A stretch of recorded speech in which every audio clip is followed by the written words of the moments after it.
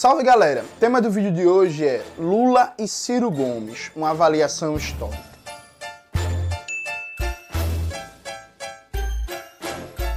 Antes de começar propriamente o tema do vídeo do canal, como sempre, quero muito agradecer a você que ajuda a manter e melhorar o nosso canal a partir do Apoia-se. Seu apoio é fundamental para a gente continuar esse trabalho. Note, não me xingue, não chegue nos comentários chamando de petista, de lulista, de cirista. Calma, calma que o santo é de barro.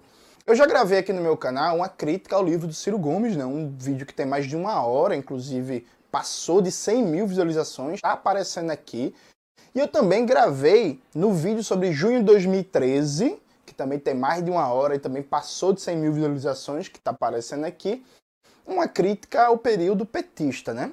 E aí, como Lula e Ciro Gomes estão aí se apresentando como os candidatos de maior visibilidade do campo progressista, com muitas aspas, porque eu não gosto muito desse termo, eu acho que vale a pena fazer um comentário comparativo entre os dois.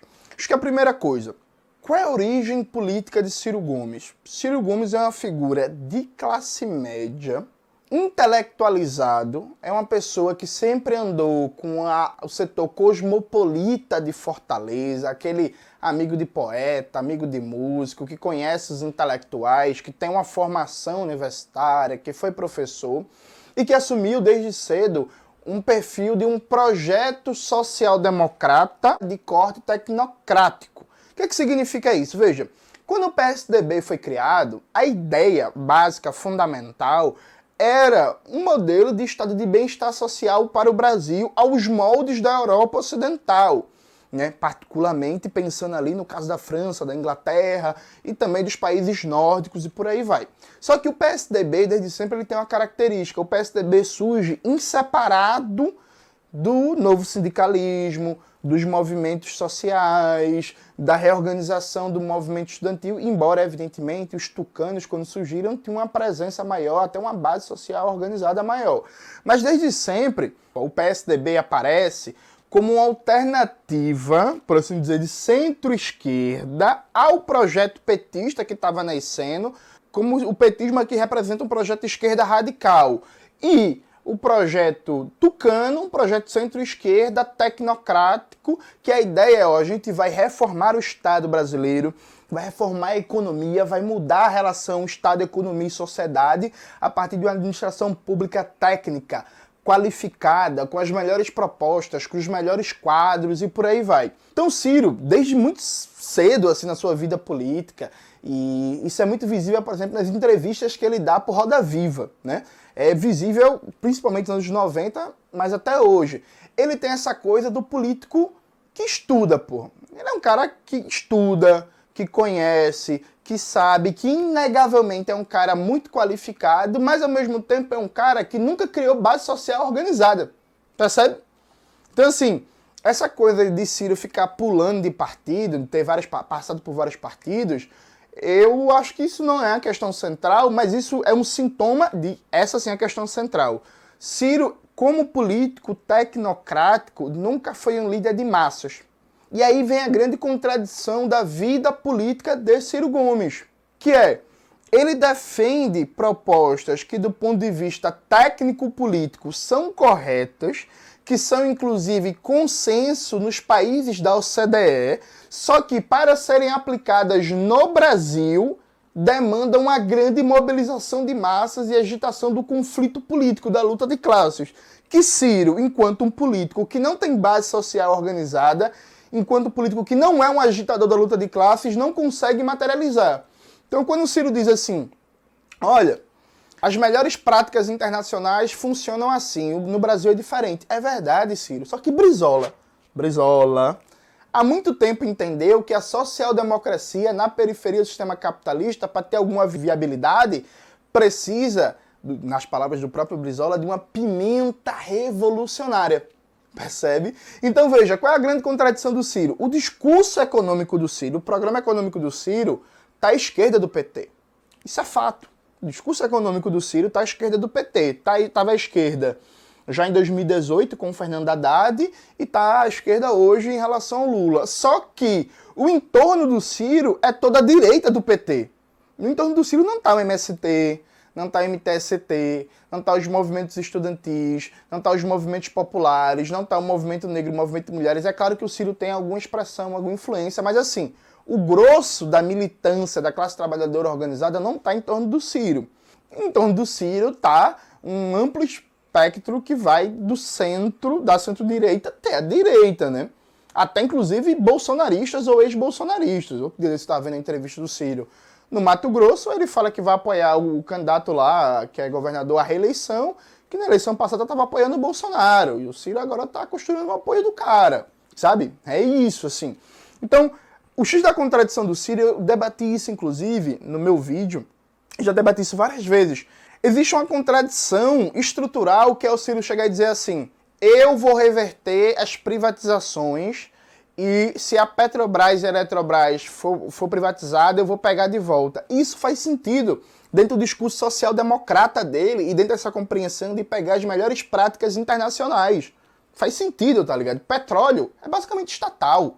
Fora que o Estado brasileiro precisa controlar o setor energético, que é um setor estratégico da economia, até para ser uma alavanca de estimular o investimento público, o desenvolvimento e ter uma ferramenta muito poderosa de compras governamentais na mão para direcionar que setores da economia vão crescer a partir das encomendas do poder público. Então, dentro do projeto Ciro faz sentido. Agora, a partir do momento que o Ciro fala que se eu for presidente eu vou tomar de volta tudo que for privatizado, ele não vai conseguir apoio da direita e não vai conseguir apoio da própria burguesia com isso, porque a burguesia não vai aceitar isso. Então, Ciro, ele vive uma contradição que o Brizola conseguiu resolver. Brizola, social-democrata, que foi se radicalizando porque percebeu que para dar materialidade às suas propostas social-democratas, ele precisou se radicalizar. Então, Brizola é o caudilho. É o cara da social-democracia com a pimenta revolucionária, o cara do anti-imperialismo e por aí vai. Inclusive, em muitos momentos, Brizola chegou a ser, mesmo não sendo comunista, a figura talvez mais radical do Brasil, né? Na campanha da legalidade, porra, Brizola comandou uma resistência que pegou em armas, né? E ele queria pegar o povo trabalhador do Rio Grande do Sul armado e o terceiro exército, ou quarto exército, acabei de esquecer agora, peço desculpas, e marchar até Brasília para depor os golpistas, né? É o pelego do Jango que não aceitou. Só que o Ciro não aceita ser um caudilho, ser um mobilizador de massas, ser um agitador. Então ele fica nessa eterna contradição. Então quando as pessoas falam assim, Jones, você fala que é fundamental revogar todas as contrarreformas. O Ciro fala isso, mas por que você critica o Ciro? Porque Ciro defende um projeto burguês. Simples e objetivamente. Ciro defende um projeto burguês. Ele fala no conflito político, mas não coloca abertamente no papel de mobilizador e organizador do conflito político e de uma perspectiva de um projeto popular contra a burguesia. E aí vem a grande diferença do Ciro para o Lula, né? Enquanto o Ciro é um político de origem tecnocrática, sem base social organizada, sem papel de líder, de agitador de massas, o Lula surge do novo sindicalismo, surge dos sindicatos metalúrgicos, tem base social organizada, é um líder de massas, ainda que hoje seja muito mais um líder eleitoral do que um líder de massas, tem um partido sólido, e aqui, veja, vantagem pro Lula, viu? O Lula, inclusive, na disputa com o Ciro Gomes, ele ganha muito porque é isso. O Lula conseguiu construir um partido de capilaridade nacional. O Ciro Gomes nunca conseguiu construir um partido de capilaridade nacional. Parece que agora no PDT vai. Mas, por exemplo, eu acho que uma das maiores burrices da vida política do Ciro Gomes foi sair do PSB quando Eduardo Campos se colocou como candidato, né? Porque aí alguém pode pensar, mas Ciro não tem espaço no PSB que o Eduardo Campos mandava. Só que aí, meu amigo, você tem que contar também com a fortune, né? Como diria Maquiavel, tem a virtude e tem a fortune, assim, a virtude e a sorte, entre aspas. Quando o Eduardo Campos morreu, se o Ciro tá no PSB ainda, o Ciro é o candidato natural do PSB. A chapa em 2014 teria sido Ciro e Marina disputando contra Aécio Neves e Dilma. Ciro poderia, inclusive, já ser presidente. Percebe? Só que aí, porra, o cara fica trocando de partido, não, Eduardo Campos me barrou, vou sair, enfim. Sabe, o Lula construiu um partido, construiu uma estrutura para ele, só que o Lula, ele assumiu um modelo de governabilidade, de estratégia política, que o Lula é avesso ao conflito. O Lula não faz conflito político. percebe? Então, se o Ciro agita a proposta, mas não atua enquanto um politizador, um mobilizador de massas, o Lula ainda agita nas bases, vai para o MST, fala de reforma agrária, vai para a CUT, fala de aumento de salário, redução da jornada de trabalho, mas enquanto presidente, ele é o pacificador, ele é o conciliador. Quando o Lula estava para ser preso, ele deu uma entrevista para a Folha de São Paulo em que ele se orgulhava da paz social no governo dele e dizia que no governo dele diminuíram as greves, as ocupações urbanas e rurais. Ou seja, um cara que veio do sindicalismo, que montou um partido político de perspectiva operária e popular, se orgulha de ter reduzido o número de greves e ocupações urbanas e rurais. Percebe? Então, assim, o Lula, ele tem uma base que poderia ser mobilizada para defender um projeto parecido com o que o Ciro defende, de uma social-democracia tardia para comprar os enfrentamentos, né? Com todos os limites e problemas, porque eu acho que o Brasil, enquanto país da periferia do sistema capitalista, nunca vai ser plenamente social-democrata. Isso é impossível na periferia do sistema. Mas algumas propostas são realizáveis, como a reforma tributária, por exemplo. Mas o Lula não mobiliza, não politiza. Não espere do Lula, nunca, o papel de ser o mobilizador do confronto. Isso está bem claro, sabe? Isso não vai acontecer. Então veja, qual é a contradição? O entorno do Ciro está muito mais à direita do Lula. As forças políticas que estão em torno dele, com quem ele constrói, por aí vai. O entorno do Lula está muito mais à esquerda. Inclusive é um entorno muito mais respirável, né? Eu prefiro muito mais estar andando com o MST do que estar andando com os ruralistas malucos que Ciro anda. Beleza? Não que o Lula não ande também, né? Que o PT não ande também. Ao mesmo tempo, o discurso econômico do Ciro está muito à esquerda do discurso econômico do Lula. Só que o Ciro não tem base para materializar esse discurso. E o Lula, que tem base, se recusa a comprar esse confronto. Então você tem uma contradição aqui estrutural. Que nessa contradição, o Lula nada melhor. Por que o Lula nada melhor? O Lula é hoje um político social-liberal.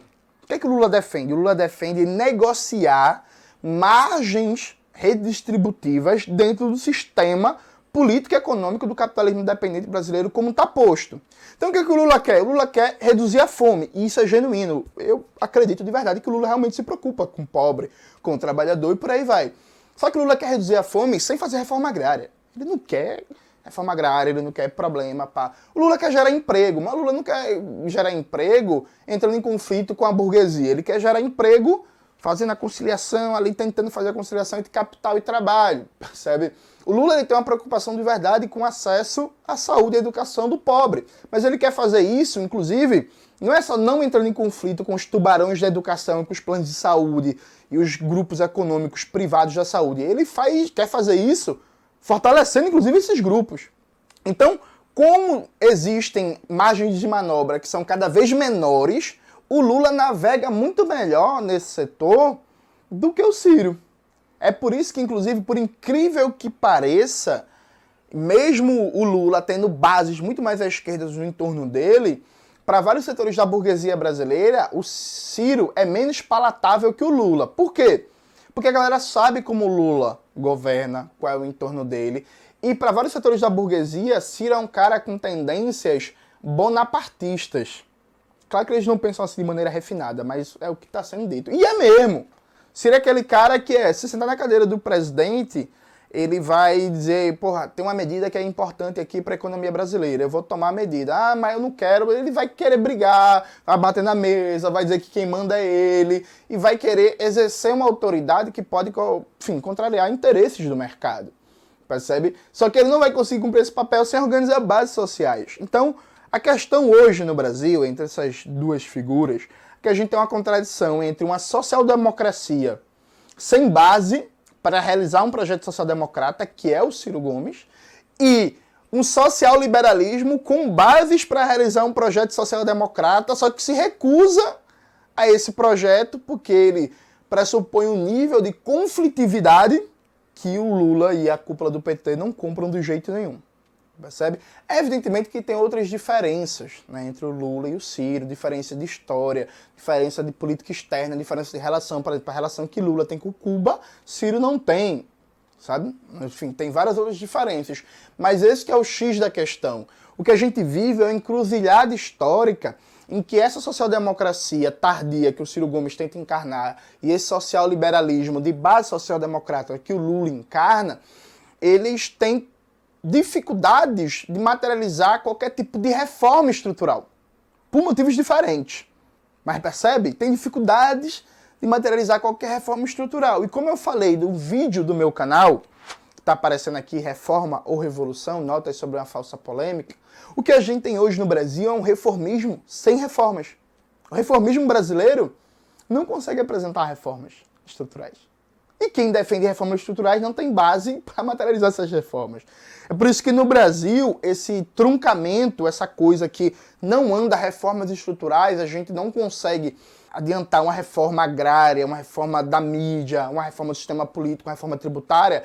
Aí vem outro paradoxo do Brasil e aqui eu concluo. Só vai acontecer um destravamento de qualquer mudança de reforma estrutural no Brasil com o fortalecimento do movimento comunista a tal ponto que seja possível criar uma situação política em que a burguesia fale assim, eita porra, tá foda, e é isso, né? Vamos entregar os anéis para não perder os dedos. Então vai ter que sair uma reforma agrária, vai ter que sair uma reforma tributária. Ou seja, hoje, essas forças reformistas, PT, PDT, Ciro e Lula, não tem capacidade de destravar reformas estruturais. E isso só vai acontecer no Brasil se aquela força política, que é o movimento comunista, que defende uma revolução brasileira, conseguir um peso de massas suficiente na conjuntura do país para aí sim criar as condições para destravar reformas estruturais. Veja que engraçado, esse reformismo, quase sem reformas, ele depende do fortalecimento de uma esquerda radical para conseguir efetuar qualquer reforma no Brasil. Então você, que é um reformista inteligente, reze todo dia pelo crescimento do movimento comunista, reze todo dia pelo fortalecimento do sindicalismo classista, reze todo dia pelo crescimento do anticapitalismo nos movimentos sociais. Porque se você quiser ver reforma tributária, se você quiser ver reforma agrária, se você quiser ver reforma política, reforma da mídia, tomar de volta o que foi privatizado, derrubar teto de gastos, derrubar contra a reforma trabalhista, contra a reforma da Previdência, não espere isso do Congresso Nacional não, viu? Espere isso de uma conjuntura política e social em que a radicalidade coloque a burguesia na parede e a burguesia olha assim, porra bicho, é isso, vamos ceder, senão cenário louco. E aí a burguesia cede e a gente consegue destravar algumas reformas estruturais na conjuntura brasileira, mas nunca perdendo de vista o objetivo final, concreto e o único que pode salvar o país é a classe trabalhadora, que é a Revolução Brasileira. É isso, galera. Espero que vocês tenham gostado do vídeo de hoje. Não se esquece de se inscrever no canal, ativar o sininho, curtir esse vídeo, compartilhar, mostrar para geral, postar nos grupos ciristas, postar nos grupos lulistas, promover o caos, a confusão e a gritaria. Um beijo e até a próxima.